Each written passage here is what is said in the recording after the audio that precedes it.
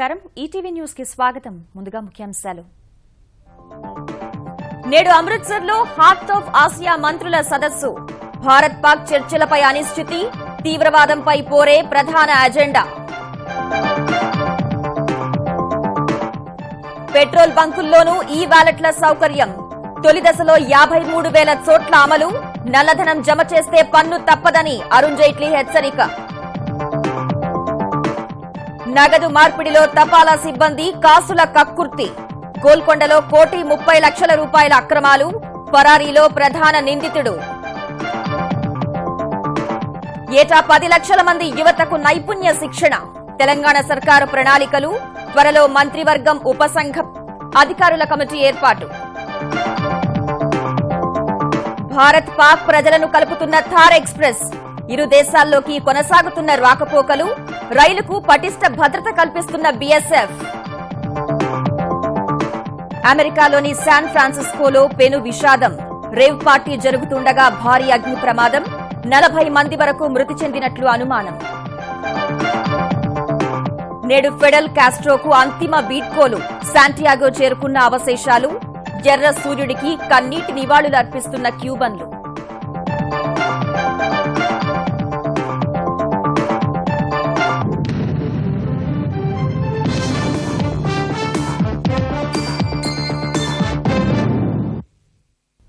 ఆఫ్ఘనిస్తాన్ పరివర్తనకు సాయం అందించడమే లక్ష్యంగా అమృత్సర్లో జరుగుతున్న హార్ట్ ఆఫ్ ఆసియా సదస్సులో భారత్ పాకిస్తాన్ మధ్య చర్చలు జరగడంపై అనిశ్చితి నెలకొంది భారత్ చేరుకున్న పాకిస్తాన్ విదేశాంగ శాఖ సలహాదారు సర్తాజ్ అజీజ్ ప్రధాని ఇచ్చిన విందులో మోదీని మర్యాదపూర్వకంగా పలకరించారు అనేక దేశాలు హాజరైన ఈ సదస్సులో నేడు మంత్రుల స్థాయి చర్చలను ప్రధాని మోదీ ప్రారంభించనుండగా ఉగ్రవాద నిర్మూలనకు తీసుకోవాల్సిన చర్యలే ప్రధాన అజెండా కానున్నాయి ఉగ్రవాదంపై పోరు ప్రాంతీయ సహకారమే ప్రధాన అజెండాగా ఆఫ్ఘనిస్తాన్ పురోభివృద్ది కోసం పంజాబ్లోని అమృత్సర్లో హార్ట్ ఆఫ్ ఆసియాలో సదస్సు జరుగుతోంది తొలి రోజు 14 సభ్యదేశాల ప్రతినిధులు సభ్యత్వం లేని మరో 17 దేశాల అధికారులు సదస్సుకు హాజరయ్యారు యుద్దం వల్ల తీవ్రంగా నష్టపోయిన ఆఫ్ఘాన్ను ఆదుకోవడానికి ప్రాంతీయ సహకారమే కీలకమని సభ్యదేశాల ప్రతినిధులు అభిప్రాయపడ్డారు ప్రాంతీయ తీవ్రవాద నిర్మూలనకు పటిష్టమైన కార్యాచరణ సిద్ధం చేయాలని ఈ సందర్భంగా ఆఫ్ఘనిస్తాన్ కోరింది పాకిస్తాన్ ప్రధాని విదేశాంగ శాఖ సలహాదారు సర్తార్ అజీజ్ నేతృత్వంలోని ఆ దేశ ప్రతినిధుల బృందం ఒకరోజు ముందే అమృత్సర్ చేరుకుంది నిజానికి పాక్ బృందం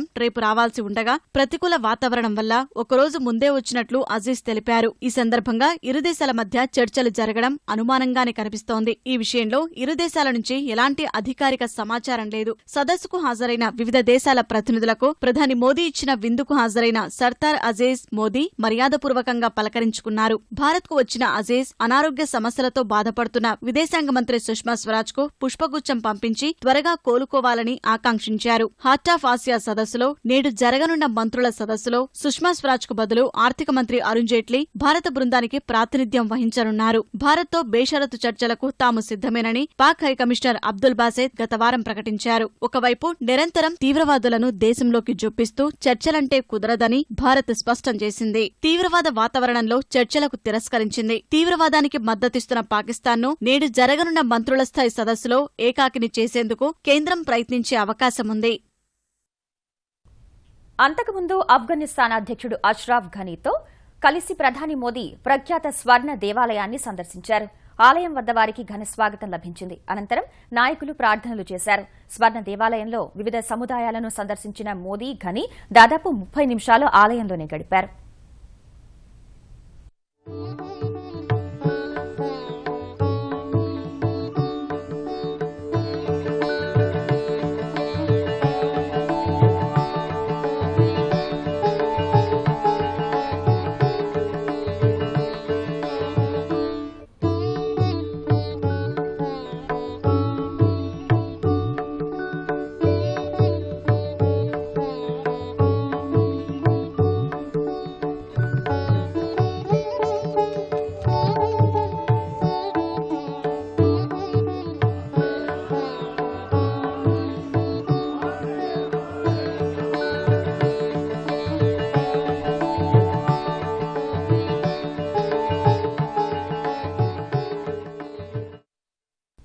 కేంద్ర ప్రభుత్వం నగదు రహిత కార్యకలాపాలపై దృష్టి సారించిన వేళ పెట్రోలియం శాఖ అందుకు అనుగుణంగా చర్యలు చేపట్టింది. డిజిటల్ ఆర్థిక వ్యవస్థ ప్రోత్సాహంలో భాగంగా డెబిట్, క్రెడిట్ కార్డులు సహా మొబైల్ వాలెట్ ద్వారా వినియోగదారులకు పెట్రోల్ అందించనుంది. ఈ విధానంపై అవగాహనకు అవసరమైన సదుపాయాలపై దృష్టి సారించింది. కొత్త విధానాన్ని ప్రారంభించిన పెట్రోలియం మంత్రి ధర్మేంద్ర ప్రధాన్ రాబోయే నెల రోజుల పాటు దేశవ్యాప్తంగా ఉన్న 53,000కు పైగా బంకుల్లో ఈ చెల్లింపుల విధానంపై అవగాహన కార్యక్రమాలను ఏర్పాటు చేస్తున్నట్లు తెలిపారు. క్రమంగా 18,000 ఎల్పీజీ సరఫరా కేంద్రాల్లో సైతం ఇదే తరహా నగదు రహిత చెల్లింపుల వ్యవస్థను అందుబాటులోకి తెస్తామని ఆయన వెల్లడించారు. పలు బంకుల్లో స్వైపింగ్ యంత్రాల ద్వారా రోజుకు 2,000 రూపాయల నగదు ఇస్తుండగా సదుపాయాలు అందుబాటులో ఉన్న చోట డిజిటల్ మార్గంలో పెట్రోల్ అందిస్తున్నామని తెలిపారు. మరోవైపు బ్యాంకులో డిపాజిట్ పేర నల్లధనాన్ని తెల్లధనంగా మార్చుకునే వారికి ఆర్థిక మంత్రి జైట్లీ హెచ్చరికలు జారీ చేశారు. मतलब जो आया भी है व्यवस्था में वो आने से व्हाइट तो नहीं बन जाता, उस पर टैक्स तो लगता है ना व्हाइट बनने से पहले. By just depositing it you don't avoid the responsibility of paying tax. రాబోయే కాలంలో సంఘటిత, అసంఘటిత రంగంలోని కార్మికులందరికీ జీతాలను బ్యాంకుల ద్వారా అందించే ఏర్పాట్లు చేస్తున్నట్లు కేంద్ర కార్మిక శాఖ మంత్రి బండారు దత్తాత్రేయ తెలిపారు.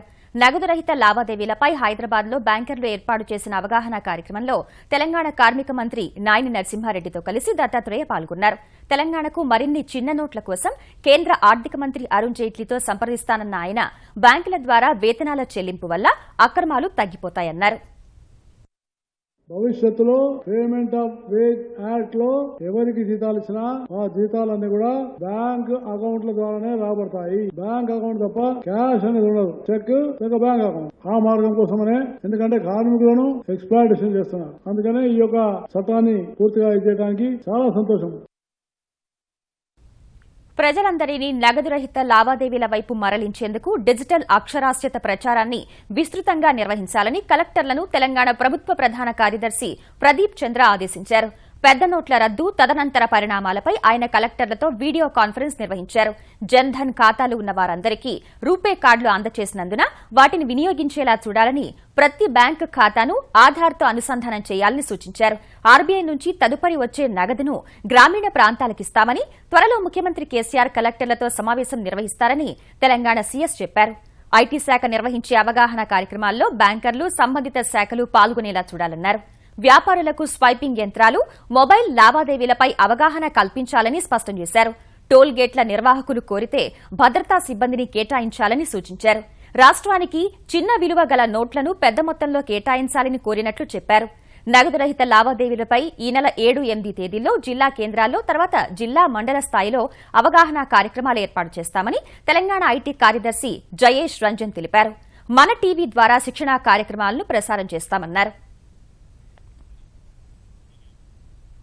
నగదు రహిత లావాదేవీల నిర్వహణపై విద్యార్థులకు అవగాహన కల్పించి వారి ద్వారా క్షేత్రస్థాయిలో ప్రజలకు తెలియజెప్పే యత్నం చేస్తున్నట్లు ఆంధ్రప్రదేశ్ మానవ వనరుల శాఖ మంత్రి గంటా శ్రీనివాసరావు తెలిపారు. విశాఖలోని జిల్లా కలెక్టర్ కార్యాలయం నుంచి ఆయన వివిధ విశ్వవిద్యాలయాల ఉప కులపతులతో దూరదృశ్య సమీక్ష నిర్వహించారు. ప్రధానంగా విశ్వవిద్యాలయాలన్నీ ఒక్కో నోడల్ అధికారికి ఈ బాధ్యతలను అప్పగించాలని ఆయన ఆదేశించారు. గత 25 రోజులుగా కూడా స్టేట్ మిషనరీ అంతా కూడా ప్రజల్లో ఒక అవేర్నెస్ తేవడం కోసం అనేక రకాల ప్రోగ్రామ్స్ చేస్తూ ఉన్నారు. స్వయంగా ముఖ్యమంత్రి గారు ఎప్పటికప్పుడు దీని మీద ఆయన మానిటర్ చేస్తూ, అలాగే రిజర్వ్ బ్యాంక్ అధికారులతోటి, స్టేట్ లెవెల్ బ్యాంకర్స్ మీటింగ్ తోటి, అలాగే అందరితో కూడా కోఆర్డినేట్ చేసుకుంటూ ఆంధ్రప్రదేశ్లో ఆ ఇబ్బందులు అనేది ఎక్కువ లేకుండా దాన్ని మానిటర్ చేస్తూ ఉన్నారు.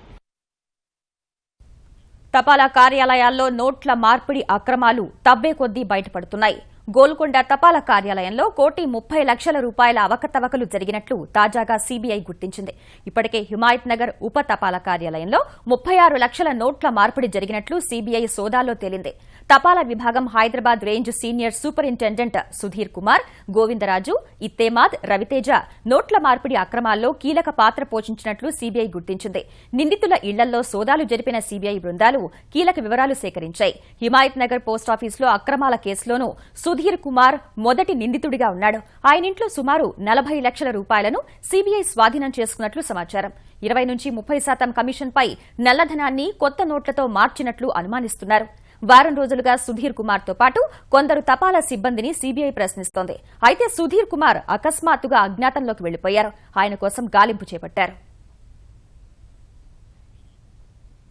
సమానత్వం ప్రాతిపదికగా ఆర్థిక ప్రగతి సాధించేందుకు ప్రధాని మోదీ విప్లవాత్మక చర్యలు తీసుకుంటున్నారని కేంద్ర పట్టణాభివృద్ది శాఖ మంత్రి వెంకయ్యనాయుడు అన్నారు. హైదరాబాద్ గచ్చిబౌలిలో ఉర్దూ పాత్రికేయుల సమావేశంలో పాల్గొన్న ఆయన సంచలనాల కోసం వార్తలందించే విధానానికి దూరంగా ఉండాలని సూచించారు. నోట్ల రద్దు వల్ల ప్రారంభంలో ఇబ్బందులు తలెత్తుతున్నా అంతిమంగా సామాన్య ప్రజలకే మేలు జరుగుతుందని వెంకయ్య పునరుద్ఘాటించారు. मगर हम लोग संधि काल में हैं, संधि काल में कुछ तकलीफी हो रहे in spite of initial hiccups in every transformation every transition always difficult tough but at the same time the end result will be good. Common people of the country, देश का गरीब लोगों को फायदा होगा और गरीब लोगों का उत्थान होगा. इसलिए हम लोग सोचने वाली उस दिशा में आगे बढ़ना चाहिए. ప్రణాళిక లేకుండా పెద్ద నోట్లు రద్దు చేసిన కేంద్ర ప్రభుత్వం సామాన్య ప్రజలను ఇబ్బందుల్లోకి నెట్టిందని ఏఐసీసీ అధికార ప్రతినిధి అభిషేక్ సింఘ్వీ విమర్శించారు. ఆర్బీఐ నిమిషాల వ్యవధిలో విధానాలను మారుస్తూ ప్రజలను గందరగోళానికి గురిచేస్తోందని హైదరాబాద్లో మండిపడ్డారు. 50 రోజుల్లో మంచి రోజులొస్తాయని మోదీ చెప్తున్నట్టుకి అసలు సమస్య అప్పటి నుంచే మొదలవుతాయన్నారు. ప్రభుత్వం మొండి పట్టుదల వీడకుంటే ప్రజల్లో సహనం నశించి సామాజిక సంక్షోభాలు తలెత్తుతాయని సింఘ్వీ హెచ్చరించారు. The Prime Minister and the Finance Minister every day preach sermons to all of us about a cashless economy. They don't tell you that 2% of vendors in this country have machines. They don't tell you that 90% of all transactions in this country are in cash. They don't tell you that 85% of all salaries are paid in cash. The estimate is just make it what it was. It will not take 1 month or 2 months. As per the false promises of Mr. Modi and the government of India. A minimum of 7 months even to print the notes to make up for the demonetization done without planning. Bharat Pakistan దేశాల మధ్య ప్రస్తుతం ఉద్రిక్త పరిస్థితులు నెలకొన్నా ప్రజల మధ్య మాత్రం సంబంధాలు కొనసాగుతూనే ఉన్నాయి. భారత్లోని రాజస్థాన్, పాకిస్తాన్లోని సింధ్ ప్రావిన్స్ మధ్య రాకపోకలకు వారధిగా థార్ ఎక్స్ప్రెస్ నిలుస్తోంది. సరిహద్దు ప్రాంతమైన మునబావ్ నుంచి పాకిస్తాన్లోని 0 పాయింట్ స్టేషన్ వరకు 200 మీటర్లు మాత్రమే నడిచే ఈ రైలు ఇరు ప్రాంతాలను కలుపుతోంది. 6 నెలల వంతున భారత్, పాక్ ఈ రైళ్లను నడుపుతున్నాయి.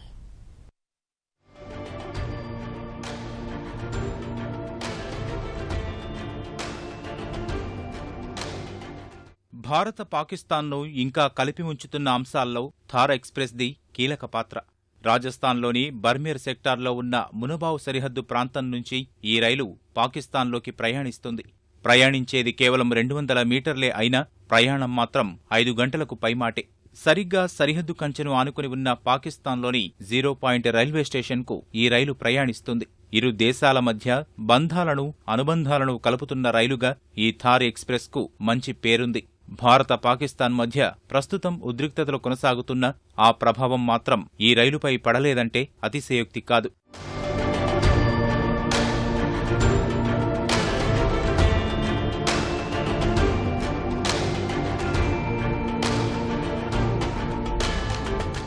ఆరు నెలల పాటు రాజస్థాన్లోని జోధ్పూర్ నుంచి పాకిస్తాన్లోని 0 పాయింట్ రైల్వే స్టేషన్ వరకు భారత రైలు నడిస్తే మరో 6 నెలలు కరాచీ నుంచి భారత్లోని కంచె దాటి మునబావ్ వరకు పాక్ రైలు నడుస్తుంది.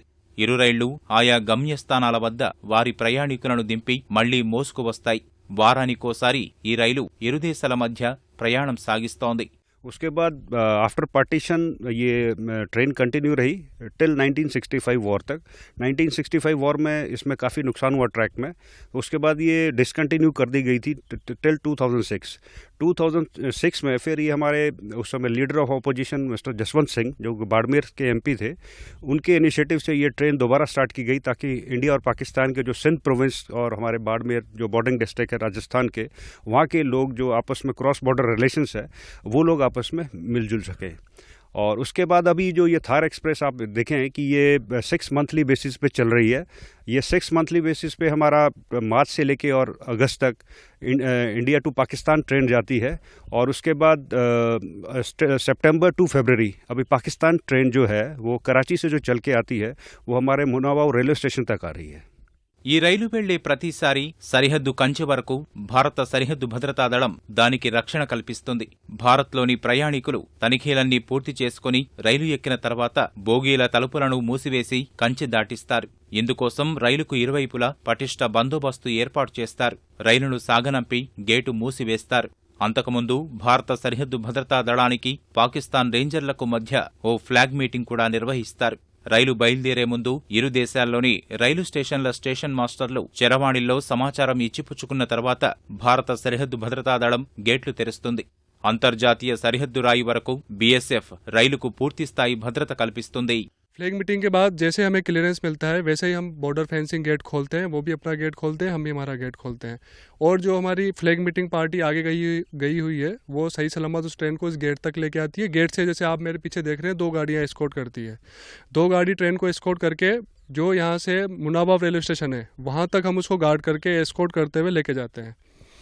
इस 2 किलोमीटर के पेच के अंदर हमारा बेसिकली इसका मेन मुद्दा ये है कि जैसे आप दोनों तरफ देख रहे हैं कि आपको आयरन वॉल भी नज़र आ रही है गेट के रस्तों के उस पार, और बीच में 2 व्हीकल्स है। अगर बाई चांस कोई इस तरह का एंटी सोशल एलिमेंट्स उस ट्रेन में आता है, अगर वो भागने की कोशिश करता है या कोई नारकोटिक्स या कुछ ऐसा असामाजिक तत्व वाला सामान वो फेंकने की कोशिश करता है, तो हम लोग उसको धरपकड़ कर लें या उसको पकड़ के पुलिस को सुपुर्द कर दें। तो बेसिकली हमारा काम यहाँ पे ट्रेन को एस्कॉर्ट करने का। जैसे ही ट्रेन मुनाबाव रेलवे स्टेशन में चली जाती है उसके बाद आरपीएफ, जीआरपी, कस्टम और जो भी स्टेट लेवल की एजेंसीज है वो जितने भी यात्री हैं और जो ट्रेन है उनके हवाले कर दी जाती है। उसके बाद जैसे ही उनकी जितनी भी फ्रिस्किंग हमारे को जब तसल्ली हो जाती है उसके बाद जो भी वहाँ का स्टाफ है, स्टेट स्टाफ है, वो हमें इन्फॉर्मेशन देता है कि सर अब गाड़ी वापस पाकिस्तान जाने के लिए तैयार है। देन अगेन हम हमारी एस्कॉर्ट लगाते हैं और उस ट्रेन को मुनाबाव रेलवे स्टेशन से बिल्कुल एस्कॉर्ट जैसे हम लेके आते हैं उसी तरह से एस्कॉर्ट करते हुए उस ट्रेन को अगेन फ्लैग मीटिंग करते हुए पाकिस्तान के लिए उसको सही सलामत पहुंचा देते हैं। రైలు భారత్లోకి ప్రవేశించగానే ఐబీ, రా వంటి నిఘా విభాగాలతో పాటు ఇమ్మిగ్రేషన్, కస్టమ్స్, ఇతర విభాగాలకు చెందిన అధికారులు ప్రతి ప్రయాణికుడిని క్షుణ్ణంగా తనిఖీ చేస్తారు. ఆ తర్వాతే సదరు ప్రయాణికుడు స్టేషన్ బయటకు అడుగుపెట్టే అవకాశం లభిస్తుంది. ఆంధ్రప్రదేశ్లో భారీగా ఐఏఎస్ బదిలీలకు ప్రభుత్వం సిద్దమవుతోంది. 3-4 నెలల్లో కొందరు సీనియర్ అధికారులు పదవీ విరమణ చేయనుండగా శాఖలపై ఎక్కువ ప్రభావం ఉండకుండా చర్యలు చేపట్టినట్లు తెలిసిందే. కలెక్టర్లు, కార్యదర్శులు, ముఖ్య కార్యదర్శులకు మార్పులు తప్పవని తెలుస్తోంది. ముఖ్యమంత్రి కార్యాలయంలో సంయుక్త కార్యదర్శిగా ఉన్న ప్రద్యుమ్నను జిల్లా కలెక్టర్గా పంపుతారని ప్రచారం సాగుతోంది. ముఖ్యమైన జిల్లాకే ప్రద్యుమ్నను కలెక్టర్గా పంపుతారనే ప్రచారం ఉంది. కృష్ణా జిల్లా కలెక్టర్ బాబు మీద పార్టీ నేతలు తీవ్ర అసంతృప్తితో ఉన్నారు. ఆయన్ని మార్చుతారనే ప్రచారం ఉంది. అటవీశాఖ ప్రత్యేక ప్రధాన కార్యదర్శిగా బదిలీ అయిన పివి రమేష్ కు మరో కీలక బాధ్యత అప్పగించే అవకాశం ఉంది. ఆంధ్రప్రదేశ్ కేడర్లో 211 మంది ఐఏఎస్ అధికారులు ఉండాలి. ప్రస్తుతం 165 మంది మాత్రమే ఉన్నారు. వారిలోనూ 25 మంది కేంద్ర సర్వీసుల్లో ఉన్నారు. ఈ పరిణామాలన్నింటినీ బేరీజు వేసుకున్న చంద్రబాబు పాలనా వ్యవస్థను బలోపేతం చేసే విధంగా ఐఏఎస్ బదిలీలో మార్పులు చేర్పులు చేయనున్నట్టు తెలుస్తోంది.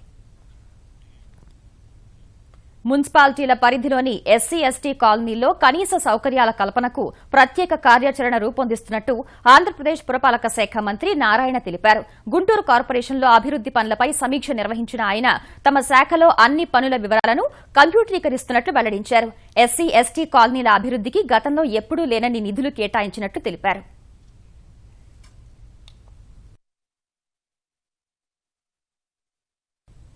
తెలంగాణ యువతకు ఉపాధి కల్పన, ఉత్పాదకత, విద్యా వ్యవస్థలో ప్రమాణాల పెంపే లక్ష్యంగా నైపుణ్యాభివృద్దికి ప్రత్యేక విధానం చేపట్టాలని తెలంగాణ సర్కార్ నిర్ణయించింది. ఇందుకోసం త్వరలో మంత్రివర్గ ఉపసంఘం, ఉన్నతాధికారులు, నిపుణులతో కూడిన కమిటీని ఏర్పాటు చేయనుంది. తెలంగాణలోని పారిశ్రామిక, సేవా రంగాలతో పాటు ఇతర రంగాలకు 30 లక్షల మందికి పైగా మానవ వనరుల అవసరముందని అంచనా వేస్తున్నారు. ఒక్క పారిశ్రామిక రంగానికే 6.5 లక్షల మంది నిపుణులు కావాలని పారిశ్రామికవేత్తలు కోరుతున్నారు. సేవా రంగంలో 5 లక్షల ఉద్యోగాలున్నాయి. ఇవిగాక ఆహార శుద్ధి రంగంలో 4 లక్షల మంది కావాలని అంచనా. తెలంగాణలోని ఇంజనీరింగ్ కళాశాలలు, పాలిటెక్నిక్, పారిశ్రామిక శిక్షణ సంస్థల ద్వారా ఏటా 92,000 మంది వరకు నిపుణులు తయారవుతున్నారని తేలింది. తెలంగాణ రాష్ట్ర అవసరాల్లో వారు 20% ఉన్నారు. ఈ నేపథ్యంలో నైపుణ్యాభివృద్ది శిక్షణను పెద్ద ఎత్తున చేపట్టాలని ప్రభుత్వం సంకల్పించింది. మంత్రి కేటీఆర్ ప్రత్యేక శ్రద్ధతో ఐటీ రంగంలో టాస్క్ పేరిట నైపుణ్య శిక్షణా కేంద్రం ఏర్పాటు చేయించారు. అన్ని రంగాల్లోనూ ఇలాంటి కేంద్రాలను ఏర్పాటు చేయాలని తెలంగాణ ప్రభుత్వం భావిస్తోంది. విద్యార్థి దశ నుంచే నైపుణ్య శిక్షణను ప్రోత్సహించాలని యోచిస్తోంది. ముఖ్యమంత్రి కేసీఆర్ ఇప్పటికే కలెక్టర్లు, ముఖ్య కార్యదర్శుల సమావేశంలో నైపుణ్యాభివృద్ది ఆవశ్యకతను వివరించారు. మంత్రి కేటీఆర్ ఈ అంశంపై కసరత్తు చేశారు. ఇందుకు అనుగుణంగా కొత్త విధానం రానుంది. నైపుణ్యాభివృద్ది నైపుణ్యాభివృద్ధి విధానంలో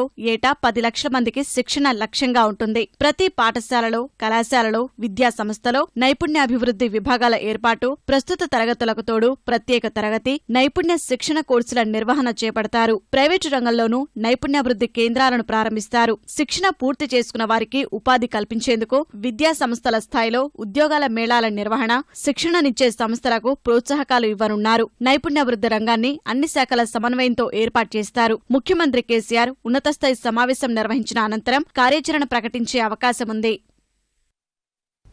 సాధారణ ప్రజలు డిపాజిట్లు చేస్తుంటే బ్యాంకులు కార్పొరేట్ శక్తుల బకాయిలను రద్దు చేయడం సరికాదని తెలంగాణ ఐకాస చైర్మన్ కోదండరాం ఆక్షేపించారు. దీనివల్ల సామాన్యులకు ప్రయోజనం లేకుండా పోతోందని ఆవేదన వ్యక్తం చేశారు.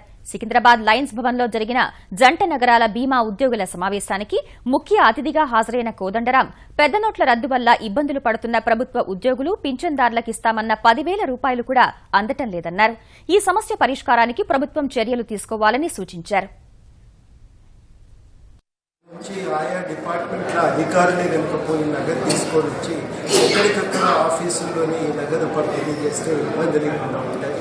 ఆ విషయం కూడా కొంత ఆలోచన చేసి ఇబ్బంది లేకుండా ఈ 10,000 రూపాయలు మాట ప్రకారం ఉద్యోగస్తులందరికీ ఇవ్వాలని చెప్పి. క్యూబా మాజీ అధ్యక్షుడు ఫిడెల్ కాస్ట్రో అవశేషాలను నేడు ఖననం చేయనున్నారు. అనారోగ్యంతో కన్నుమూసిన కమ్యూనిస్టు నేత చితాభస్మాన్ని దేశవ్యాప్తంగా ఊరేగించి శాంటియాగోకు తరలించారు. శాంటియాగోలోనే అంతిమ సంస్కారాలు జరగనున్నాయి. తమ అభిమాన నాయకుడికి కడసారి నివాళులు అర్పించేందుకు వచ్చిన వేలాది మంది క్యూబన్లతో శాంటియాగో వీధులన్నీ కిక్కిరిసిపోయాయి. 9 రోజుల సంతాప దినాల్లో కాస్ట్రో చితాభస్మాన్ని దేశవ్యాప్తంగా 800 కిలోమీటర్ల మేర ఊరేగింపుగా శాంటియాగోకు చేర్చారు. వివిధ దేశాల నేతలు తుది వీడ్కోలు పలికేందుకు క్యూబాకు చేరుకున్నారు. కేవలం బంధుమిత్రుల సమక్షంలోనే శాంటా ఇఫిగెనియా శ్మశాన వాటికలో కాస్ట్రో అవశేషాలను ఖననం చేయనున్నారు.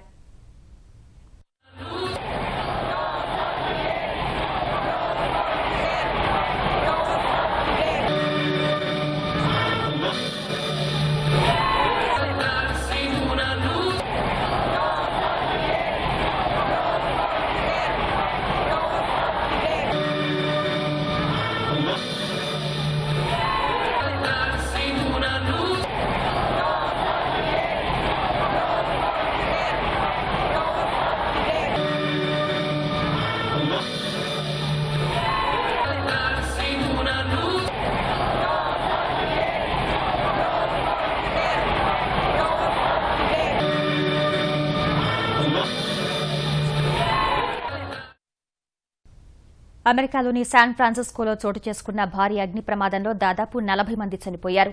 ఒక భవంతిలో రేవ్ పార్టీ జరుగుతుండగా మంటలు చెలరేగాయి. స్థానిక కాలమానం ప్రకారం రాత్రి 11:30కు 2 అంతస్తుల భవనం పైభాగంలో మంటలు ఒక్కసారిగా అంటుకుని క్షణాల్లో వ్యాపించినట్లు అధికారులు తెలిపారు. 50 మంది నుంచి 100 మంది వరకు పార్టీలో పాల్గొన్నట్లు భావిస్తున్నారు. భారీగా మంటలు చెలరేగడంతో అగ్నిమాపక సిబ్బంది కూడా లోపలికి వెళ్లడానికి తీవ్రంగా శ్రమించాల్సొచ్చింది. ఒక కళాకారుడు కొన్న ఆ భవనంలో తప్పించుకునే అవకాశాలు తక్కువగా ఉన్నాయని అధికారులు తెలిపారు. చనిపోయిన వారిని గుర్తుపట్టడం కూడా కష్టమని అగ్నిమాపక సిబ్బంది చెబుతున్నారు.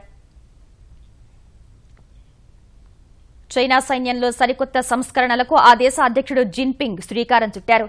ప్రపంచ స్థాయి సైన్యాన్ని తయారు చేసుకోవాలంటే మార్పులు తప్పనిసరని ఆయన తాజాగా సూచించారు. ఆధునికతను అందిపుచ్చుకోవడం ద్వారా తక్కువ సైన్యంతో మరింత సమర్థవంతమైన శక్తివంతంగా తయారు కావచ్చని సూచించారు. 23 లక్షల మంది ఉన్న సైన్యంలో 3 లక్షల మందిని తగ్గించనున్నట్లు జిన్పింగ్ ఇప్పటికే ప్రకటించారు. మిలిటరీలో సంస్కరణలు అనే అంశంపై జరిగిన 2 రోజుల సదస్సులో జిన్పింగ్ ఈ మేరకు సూచనలు చేశారు. 230 మంది ఆర్మీ ఉన్నతాధికారులు సహా మిలిటరీ కమిషన్ సభ్యులు హాజరైన ఈ సదస్సులో రక్షణ రంగంలో చోటు చేసుకుంటున్న లోపాలను జిన్పింగ్ ప్రస్తావించారు. కొత్త తరహా దళాల అభివృద్ది జరగడం ద్వారా ఆయా దళాల మధ్య హేతుబద్దీకరణ ఏర్పడుతుందన్నారు. ప్రస్తుతం చైనా కేంద్ర మిలిటరీ కమిషన్ చైర్మన్ గా కొనసాగుతున్న జిన్పింగ్ సైనిక వ్యవస్థలను తిరిగి బలోపేతం చేయాలని అధికారులకు సూచించారు.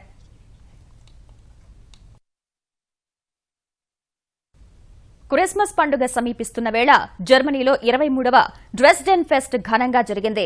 డ్రెస్డెన్ నగరంలోని 5 శతాబ్దాల చరిత్ర గల స్ట్విజల్ మార్కెట్లో భారీ క్రిస్మస్ కేక్ ను ప్రదర్శించారు. సుమారు 2 మీటర్ల వెడల్పు, 3.12 మీటర్ల పొడవుతో 2,800 కిలోల బరువు గల కేక్ ను ప్రత్యేకంగా అలంకరించిన గుర్రపు బండిపై తీసుకొచ్చారు. సంప్రదాయ రీతిలో స్థానిక పురాతన పద్దతిలో ఈ కేక్ ను తయారు చేశారు. నారింజ, నిమ్మ ఫ్లేవర్లు, పెద్ద మొత్తంలో వెన్న, ఎండు ఫలాలను కేక్ తయారీలో ఉపయోగించారు. ఊరేగించారు. ఈ కేక్ను రుచి చూసేందుకు జనం పెద్ద సంఖ్యలో ఎగబడ్డారు.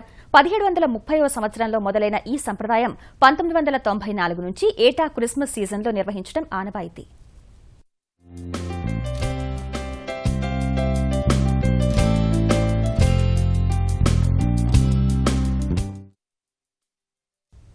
ఇక ముఖ్యాంశాలు మరోసారి. నేడు అమృత్సర్లో హార్ట్ ఆఫ్ ఆసియా మంత్రుల సదస్సు. భారత్ పాక్ చర్చలపై అనిశ్చితి, తీవ్రవాదంపై పోరే ప్రధాన ఎజెండా. పెట్రోల్ బంకుల్లోనూ ఈ వ్యాలెట్ల సౌకర్యం. తొలి దశలో 53,000 చోట్ల అమలు. నల్లధనం జమ చేస్తే పన్ను తప్పదని అరుణ్ జైట్లీ హెచ్చరిక. నగదు మార్పిడిలో తపాలా సిబ్బంది కాసుల కక్కుర్తి. గోల్కొండలో 1,30,00,000 రూపాయల అక్రమాలు. పరారీలో ప్రధాన నిందితుడు. ఏటా 10 లక్షల మంది యువతకు నైపుణ్య శిక్షణ. తెలంగాణ సర్కారు ప్రణాళికలు. త్వరలో మంత్రివర్గ ఉపసంఘం, అధికారుల కమిటీ ఏర్పాటు. భారత్ పాక్ ప్రజలను కలుపుతున్న థార్ ఎక్స్ప్రెస్. ఇరు దేశాల్లోకి కొనసాగుతున్న రాకపోకలు. రైలుకు పటిష్ట భద్రత కల్పిస్తున్న బీఎస్ఎఫ్. అమెరికాలోని శాన్ ఫ్రాన్సిస్కోలో పెను విషాదం. రేవ్ పార్టీ జరుగుతుండగా భారీ అగ్ని ప్రమాదం. 40 మంది వరకు మృతి చెందినట్లు అనుమానం.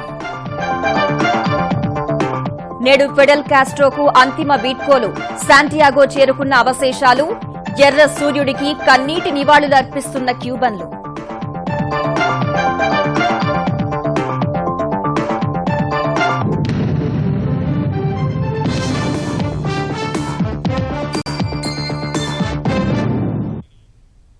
ఈటీవీ న్యూస్ సమాప్తం. నమస్కారం.